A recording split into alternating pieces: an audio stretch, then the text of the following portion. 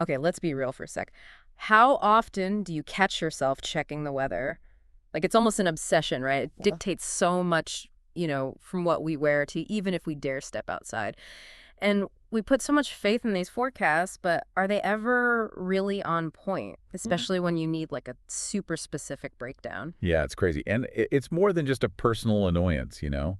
Like imagine you're running a business and your whole operation hinges on accurate weather predictions. Oh, totally. We're talking supply chains, transportation, even energy. The stakes are high. No doubt about it. All right, so let's jump right in. Today, we're doing a deep dive on Meteomatics. They're seriously shaking things up in the world of weather forecasting. Oh, yeah. And I'm not just talking about telling you if you'll need a jacket. We're talking about pinpointing the weather in your neighborhood down to the hour. Wow. Now that's impressive. Right. So what's fascinating is that Meteomatics, they're not trying to replace your everyday weather app. Their focus is on delivering this hyper-local, precise weather data straight to businesses. So basically, they're giving them a secret weapon for decision making. Exactly. Now, we came across this article that tells Meteomatics' origin story. It's like a classic tale of, hitting a problem and finding a brilliant solution. So the founder, Martin Fengler, he was a mathematician specializing in weather prediction, but get this, he got super frustrated with inaccurate forecasts while he was learning to fly. Oh, I can see why. Right. If you're up in the air, you kind of need to know what the weather's doing. Absolutely. Makes total sense. It's a prime example of how personal frustration can actually spark some real innovation. Fengler, he saw a gap, a need for more precise, more actionable weather data, and bam, Meteomatics was born back in 2012. So from the get-go, their mission was crystal clear. It's not just about making weather data more accurate. It's about making it truly useful for businesses. 100%, but how do they pull off this level of precision? It's not like they're gazing into a crystal ball, right? Well, they've built this system that pulls in data from over 110 sources. Yeah. And this is where it gets really interesting. They're not just relying on the usual suspects, like your weather stations and satellites. They've got their own fleet of weather drones. Hold up. Weather drones. Yeah. I'm picturing these tiny drones like buzzing around my neighborhood, checking the temp in my backyard. Pretty much. No way. Yeah. These drones, they're packed with all sorts of sensors measuring temperature, humidity, wind speed, you name it, even air quality. Wow. But the real kicker is that they can fly super low, grabbing data that traditional methods just can't reach. So it's like getting an up-close and personal view of the atmosphere, Exactly. which is key for those super specific hyperlocal forecasts. Okay, so we've got data pouring in from satellites, weather stations, and now these futuristic weather drones. That's got to be a ton of information. Yeah. How do they even begin to make sense of it all? That's where the magic happens. They're using some seriously advanced algorithms, machine learning models, to sift through all that raw data, looking for patterns, trends, anomalies. It's like having this weather superbrain cutting through all the noise to find the signal. Okay, hold on. Let me get this straight. They gather data from all these sources, feed it into this machine learning system, and boom, that's how they get those pinpoint accurate forecasts. Sounds almost too simple. Well, simple might not be the right word. The tech behind it is incredibly complex, but they've somehow managed to make it user-friendly. And that's a big part of their success, I'd say. So it's not just about having the best data, it's about making it accessible and, most importantly, actionable. But I'm still a little hazy on how businesses actually use this. We know they have an API, but what does that even mean, practically speaking? Think of an API like a translator. Right. It takes all this complex weather data and converts it into a language that any company can understand and use. It's like ordering off a menu. You pick what you want, specific data points, locations, timeframes, and the API delivers it, ready to go. Ah, I see. So instead of companies having to hire their own team of like weather experts and data scientists to decipher all this raw data, they can just plug in the Meteomatics API and get instant understandable insights. That's genius. Exactly.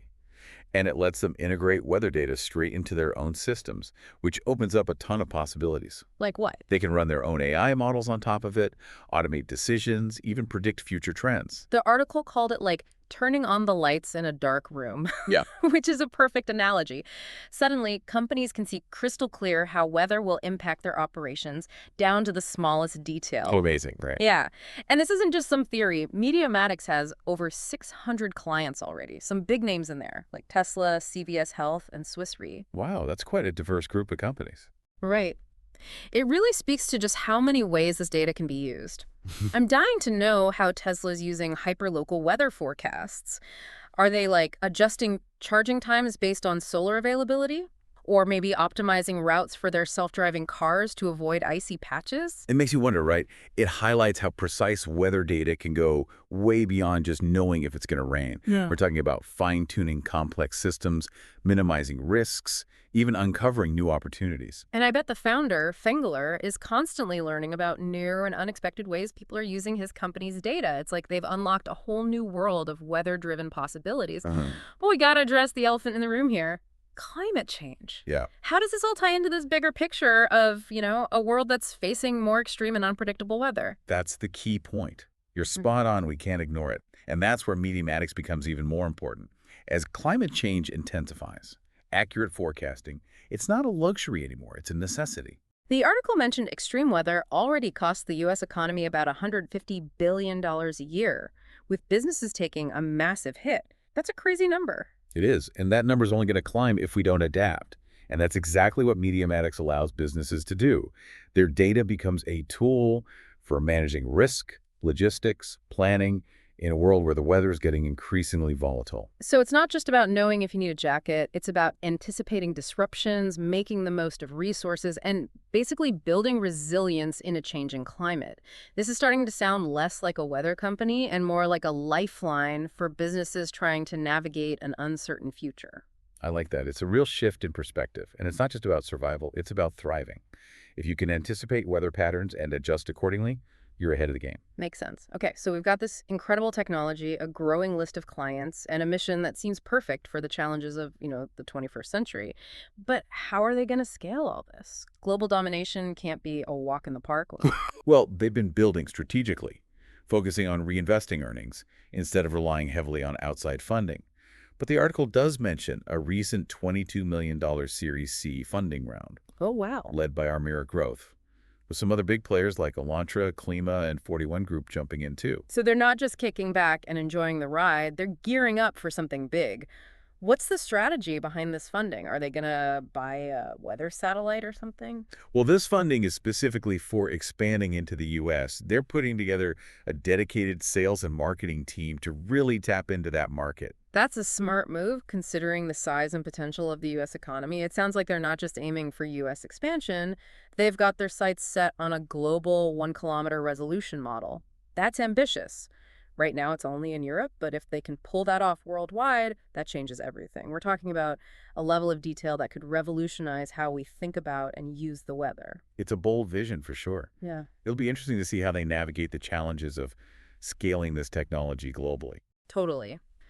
So to recap, we've got this company born out of one guy's frustration with inaccurate forecasts, growing into a global player in precision weather data, attracting serious investment, and looking like they're ready to tackle some of the biggest challenges we face. It's a pretty compelling story so far, wouldn't you say? Definitely.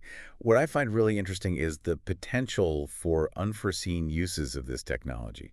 We've talked about some obvious ones, but as Meteomatics keeps gathering data and refining their models, who knows what other possibilities will pop up? It's like they've opened this Pandora's box of weather-driven innovation. I'm excited to dig deeper into how it all works and explore how it's already making a difference in the real world. But before we do that, I want to hear from you. What jumps out at you? What questions are swirling around in your head? What really fascinates me is how Meteomatics is bridging this gap between weather data and usable business intelligence.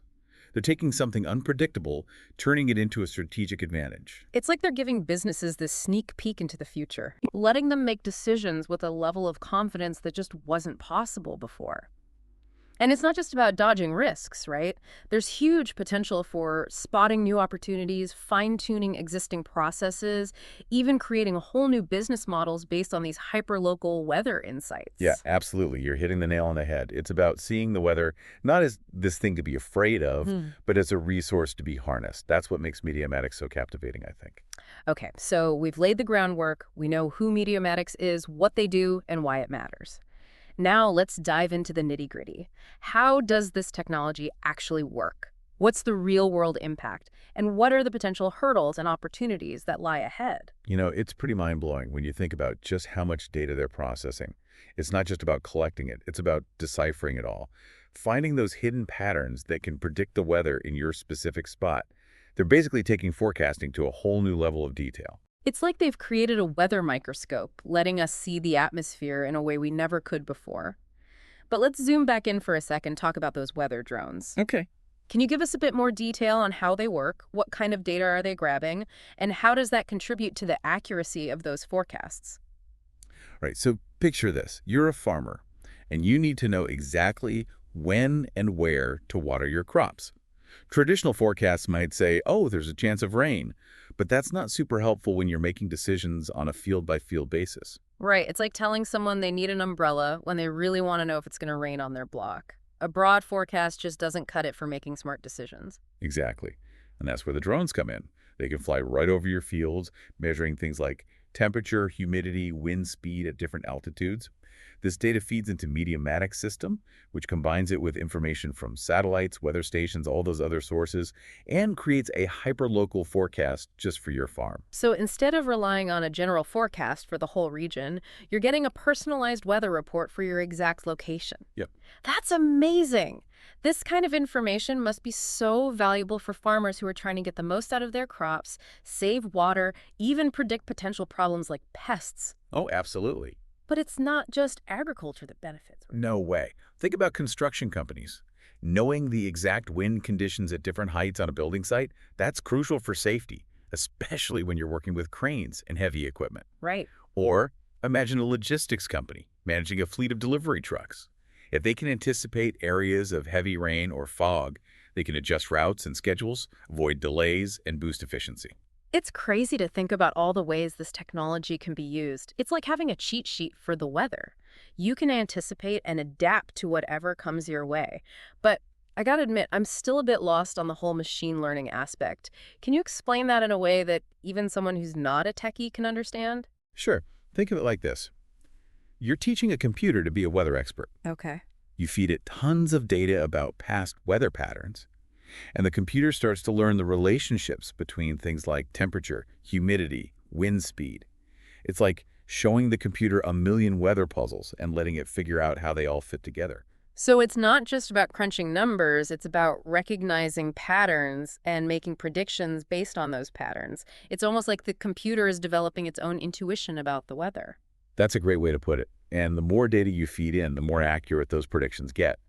It's a constant learning process, which is why Meteomatics can update their models every hour, keeping up with how quickly the atmosphere changes. Okay, so they've got the data, the algorithms, the drones. It's all very impressive, but how do they make sure this technology is actually accessible to the people who need it? We've talked about the API, but I'd love to hear more about how that works in practice. Okay. You know how you can order groceries online and have them delivered to your door? The API is kind of like that delivery service, but for weather data. Companies can pick exactly what they need, whether it's temperature, wind speed, precipitation, or a combo of things, and the API delivers that data in a format that's easy to plug into their systems. So it's not like they're just handing over a massive spreadsheet of raw data and saying, good luck with that. They're offering a seamless way for businesses to access and use this information, no matter their technical skills. Right, and that's a big deal. Meteomatics isn't just about collecting and analyzing weather data. It's about helping businesses make smarter decisions with that data. The API is what connects those two worlds. And I imagine that's especially helpful for companies that don't have their own in-house meteorologists or data scientists. It levels the playing field, giving them access to the same sophisticated insights that were once only available to huge companies with lots of resources. Exactly. And it's not just about leveling the playing field. It's about creating new opportunities for innovation. Think about a small startup that's building something weather-dependent. They might not have the money to build their own weather forecasting system, but with the Meteomatics API, they can tap into a world-class data source and focus on building their product. It's like they're providing the tools for a whole new wave of weather-driven apps and services. Yeah. The potential is pretty mind-blowing. But let's not get too carried away with the hype. I'm curious about the challenges they face. Scaling a business like this can't be a piece of cake, especially when you're dealing with something as complex and unpredictable as the weather. No, it definitely has its hurdles. One of the biggest is ensuring accuracy and consistency as they expand their coverage. Different regions have different weather patterns, and they need to make sure their models can adapt to those differences.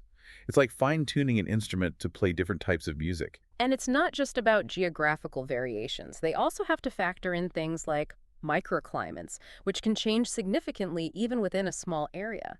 Think about a city with tall buildings and lots of concrete. Those areas might have slightly different temperatures and wind patterns compared to parks or green spaces nearby. Exactly. Capturing those nuances is key for generating truly hyperlocal forecasts. And as they aim for that global 1 kilometer resolution model, they'll need to make sure their technology can handle the sheer volume of data and processing power needed to achieve that level of precision worldwide. It's a massive undertaking. But they seem to be approaching it with a good balance of ambition and realism. They're not just throwing money at the problem, they're strategically investing in their technology, their team, and their global expansion plans. It'll be interesting to see how they evolve and adapt as they grow. But let's shift gears for a sec and talk about something that really jumped out at me in the article. It mentioned that the founder, Martin Fengler, is always learning about new and unexpected ways people are using his company's data. What are some of the more surprising applications you've come across?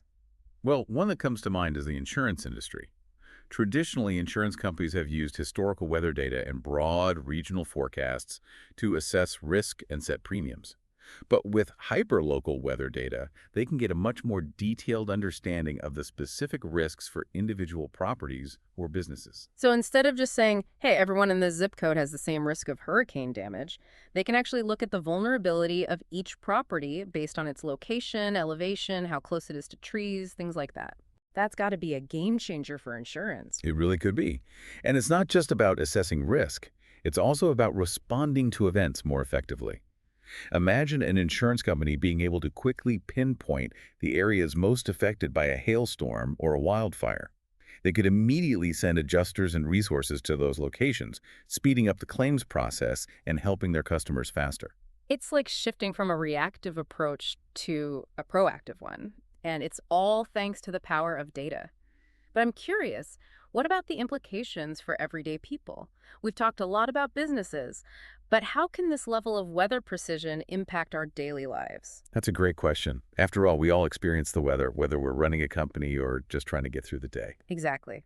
So let's focus on how hyperlocal weather data can help individuals make better choices, have better experiences, and even improve their overall well-being. But before we jump into that, I want to hear from you. What are some ways you think this technology could benefit you personally? Well, I'm a big cyclist, and I can't tell you how many times I've gone for a ride only to get caught in a sudden downpour or a headwind that feels like it's pushing me backwards. I know exactly what you mean. I'm a runner, and I've definitely had those scorching summer runs where I probably should have stayed inside. Right. But with hyperlocal forecasts, we could plan our activities way better. We could choose routes that offer shelter from wind or rain, or we could time our outings to avoid the hottest parts of the day. It's all about making informed choices to make the most of our time. It's like having a personal weather coach, guiding you toward the best conditions for whatever you're doing outdoors. I like that. And it's not just about recreation, right? This information could also be really helpful for people with health conditions that are affected by the weather. Absolutely. Imagine someone with asthma checking the air quality forecast for their neighborhood before going for a walk or a run, or someone with arthritis adjusting their activities based on the predicted barometric pressure. It's about taking control of your health by understanding how the weather might impact you specifically. It's empowering, isn't it? It really is. And as this technology becomes more woven into our lives, I think we'll see even more personalized applications pop up. Imagine your phone alerting you, hey, there's a high pollen count in your area. Don't forget your allergy meds. Or your car's GPS suggesting a different route to avoid a sudden downpour that's causing traffic jams. It's like having a weather guardian angel looking out for you, making sure you're always in the know. Right. But let's not get ahead of ourselves. We've explored the benefits for businesses and individuals, but what about the bigger picture? How does this all connect to the challenges of climate change and the growing need for resilience and sustainability? That's a fantastic question. And it's one that we're going to dig into deeper after a quick break. Stick with us as we continue our deep dive into the world of Meteomatics and explore how hyperlocal weather data can shape a more sustainable and resilient future. All right, so we've talked about how businesses, and even you listening right now, can benefit from this incredibly precise weather data. But let's zoom out for a minute and look at the bigger picture. How does this tech fit into a world that's grappling with climate change? That's a huge question. As climate change gets worse, we're seeing more of those extreme weather events, more unpredictability. Hmm. And the traditional forecasting models, they're having trouble keeping up. So you're saying those trusty weather apps with their little sun and cloud icons, they're just not cutting it anymore. Yeah, they give you a general idea, but they lack the detail to capture those localized, often intense weather events that are becoming more frequent. And that's where Meteomatics comes in. Providing that level of detail, we need to understand these micro events, these sudden shifts in weather that can really cause chaos. Exactly. Imagine you're a city planner. You need to manage traffic, keep people safe during storms, and use resources wisely. Hyperlocal data can help you anticipate things like flash floods, pinpoint areas with high winds, even predict where black ice might form. So it's not just about avoiding a rained out picnic, it's about building cities that are more resilient, infrastructure that can adapt. Precisely.